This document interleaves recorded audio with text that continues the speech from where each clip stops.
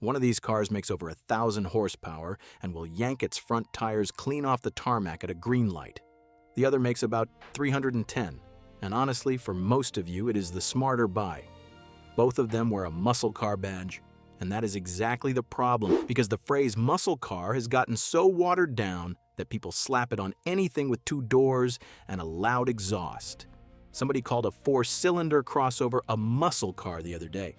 So let us draw the lines properly. 7 levels, from the cheapest Mustang sitting on a dealer lot to a Dodge Demon that the factory engineered specifically to pull wheelies. By the end of this, you will know exactly which level is the real sweet spot, which one is just a badge tax, and which one will drain your bank account faster than it hits 60 miles an hour. Buckle up. Let us go. Level 1. Entry muscle, or as I like to call it, the gateway drug. This is where the whole thing starts, and it is the level everyone gets wrong. The lineup here is the Ford Mustang EcoBoost, the base Chevrolet Camaro, and the Dodge Challenger SXT. Prices start in the low 30s, and right away the purists lose their minds because not one of these has a V8. The Mustang EcoBoost runs a turbocharged 2.3-liter 4-cylinder making around 310 horsepower. The base Challenger came with a 3.6-liter V6 pushing 303. And yeah, I can already hear it, that is not a real muscle car. But here is what those people miss. The EcoBoost Mustang will do 0 to 60 in about 5.5 seconds. That is genuinely quick.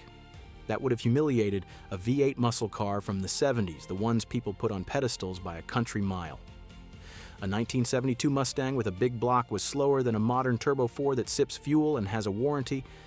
What you are actually buying at level 1 is the look, the badge, and 80% of the driving thrill for the price of a loaded family saloon. The catch? It sounds like a vacuum cleaner compared to the V8s upstairs, and the second you drive it off the lot, everyone at the meet knows you skipped the 8-cylinder. Depreciation is brutal too. A 3-year-old EcoBoost drops a big chunk of its value because nobody dreams about the 4-cylinder one. My take: if you want the look on a budget, buy one used and let the first owner eat the depreciation. But if you can stretch just a few grand more, do not buy new here, because level 2 is where this whole thing actually comes alive. Level 2. The V8 baseline. This is where a muscle car becomes a muscle car. No asterisks, no arguments.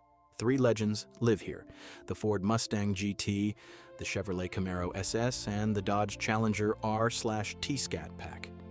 Prices run from the mid-40s to around 50 grand. The Mustang GT is the one most people land on, and for good reason. The current car runs Ford's 5.0-liter Coyote V8, making around 480 to 500 horsepower depending on the year, and it revs to 7,000 revolutions per minute with a snarl that makes the hair on your arm stand up. 0 to 60 in about 4 seconds flat. The Camaro SS counters with a 6.2-liter LT1 V8, 455 horsepower, and a chassis that, real talk, out-handles the Mustang. If you actually care about corners, the Camaro was always the sharper tool.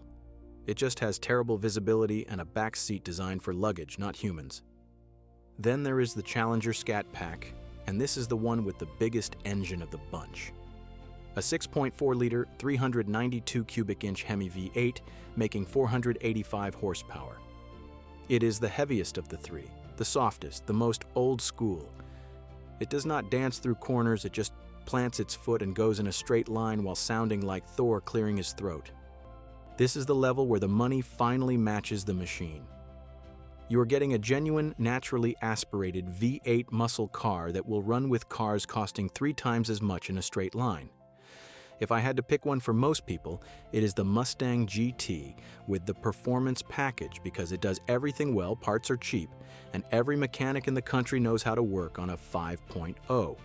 Level 3, the Track Pack tier.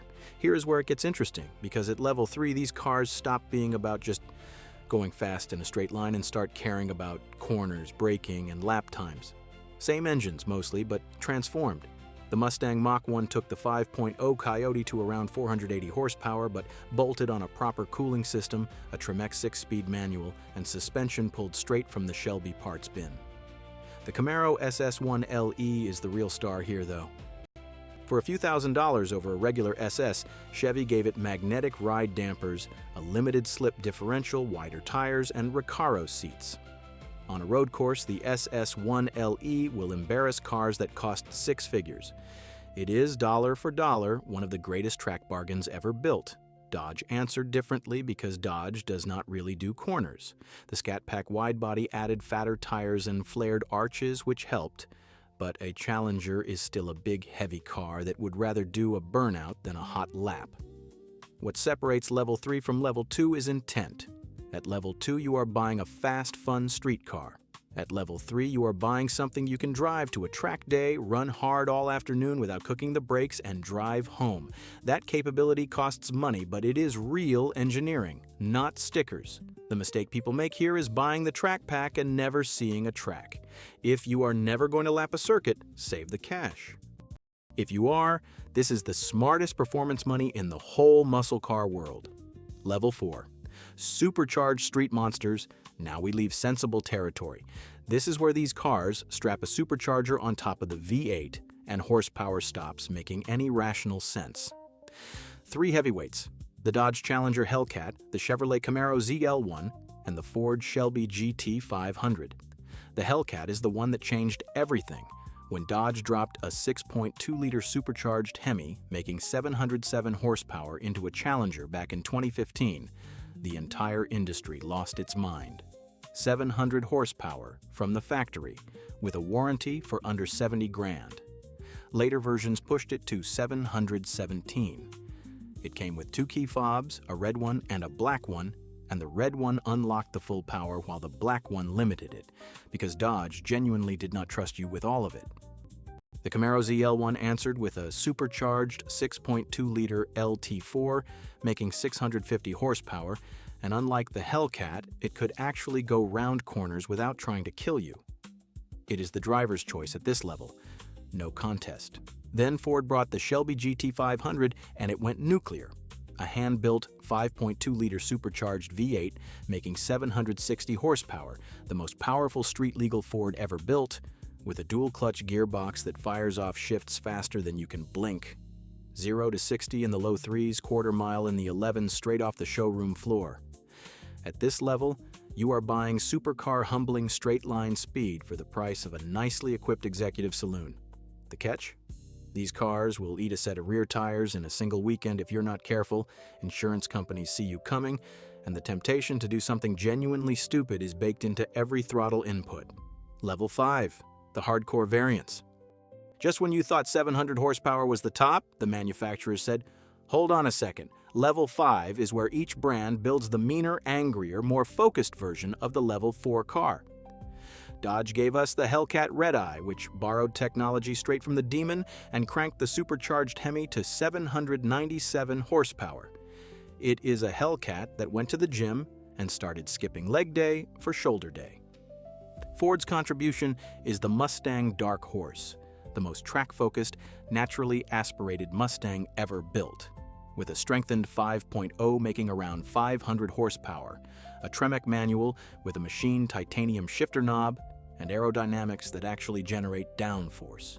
And at the very top of the Shelby range sits the GT500 with the carbon fiber track package, which strips weight, adds a massive exposed carbon wing, and turns the 760 horsepower monster into something that can genuinely chase down European exotics on a road course. What defines Level 5 is that these are limited run or top trim cars where the manufacturer stopped compromising. They ride harder, they are louder, they cost more, and they demand more from you as a driver. This is not the level for a first muscle car. This is the level for someone who already knows exactly what they want and has the skill and the wallet to back it up. Level 6, the drag strip specials. Now we are into cars that were built for one thing and one thing only, the quarter mile. Dodge basically owns this entire level because Dodge understood something the others did not. A huge slice of muscle car culture is not about road courses at all. It is about a Christmas tree, a strip of tarmac, and who gets to the other end first. The Challenger Superstock arrived with 807 horsepower and drag radials fitted from the factory, the first factory muscle car to roll out of the plant on proper drag tires. But the real star of Level 6 is the original Dodge Challenger SRT Demon from 2018. This thing was so extreme that the NHRA, the National Hot Rod Association, banned it from their sanctioned drag strips for being too fast without a roll cage. Let that sink in for a moment. A car you could buy at a dealership was too quick to be allowed to race legally. The Demon made 840 horsepower on high-octane race fuel, came with a factory trans brake, and launched hard enough to pull the front wheels clean off the ground, a genuine certified wheelie, then ran the quarter mile in 9.65 seconds. Dodge even sold you an optional crate of drag strip parts, a set of skinny front wheels and tires, and deleted the passenger seat and rear seat to save weight, then charged you $1 single to add them back in. Only 3,300 were built for America. These are collector cars now, appreciating instead of depreciating, and they proved that a factory could build something completely unhinged and get away with it. Level 7, the absolute insanity. This is it, the top of the mountain, the car in the title. Everything below this was building up to the moment Dodge decided to end the Hemi era by completely losing its mind. The Dodge Challenger SRT Demon 170. Not the old Demon, the new one, the final one, the send-off. This car runs the supercharged 6.2-liter Hemi on E85 ethanol fuel and makes 1,025 horsepower and 945 pound-feet of torque. 1,025 horsepower. From a factory. With a VIN and a warranty. It will do 0 to 60 in 1.66 seconds, which is quicker off the line than a Formula One car, quick enough that it is physically hard to keep your head from snapping back. It runs the quarter mile in 8.91 seconds at over 150 miles an hour, which made it the quickest production car in the world when it launched. Quicker than a Bugatti, quicker than any Ferrari, quicker than anything with a badge that costs 10 times as much. It pulls the front wheels nearly 3 feet into the air on a hard launch, a factory-certified wheelie that Dodge actually printed in the brochure like a bragging point. Only around 3,300 were made, the last hurrah of the naturally roaring Hemi 8, before Dodge moved on to electric and turbocharged power. Prices for these have already blown straight past the sticker. What you are really buying at Level 7 is not transport. It is the end of an era, a piece of history, the loudest, angriest full stop at the end of 80 years of American V8 muscle. There is absolutely nothing rational about it, and that is the entire point. So where is the sweet spot? Let me save you some money. For most people, Level 2 is the answer. A Mustang GT, a Camaro SS, or a Challenger Scat Pack gives you a real V8, real muscle car sound, 4-second acceleration, and more than enough thrill for the street, all for around 50 grand. That is where the engineering genuinely matches the price. Level 3 is worth it if, and only if, you actually go to track days. Levels 4 and 5 are where you go when you want to humble supercars at a stoplight, and you have got the wallet and the self-control to handle it. And levels 6 and 7, those are not really cars anymore. They are collector pieces, investments, and rolling middle fingers to physics. Beautiful, ridiculous, and completely unnecessary in the best possible way. Here is the truth nobody at the dealership will tell you. The best muscle car is always the one you will actually drive, the one that makes you grin every single time you thumb the start button, not the one that sits under a cover appreciating in a climate-controlled garage. Everything above Level 3 is a want, not a need, and there is absolutely nothing wrong with that, as long as you know which one you are buying. If this helped you figure out where your money should go, do me a favor and hit that subscribe button, because the data says the vast majority of you watching right now are not subscribed. Then drop me a comment and tell me 3 things. 1, which level is your personal sweet spot? 2, Mustang, Camaro, or Challenger? Pick just one and defend it in the replies. And 3, is the 1,000-horsepower Demon a work of pure genius or complete and utter madness?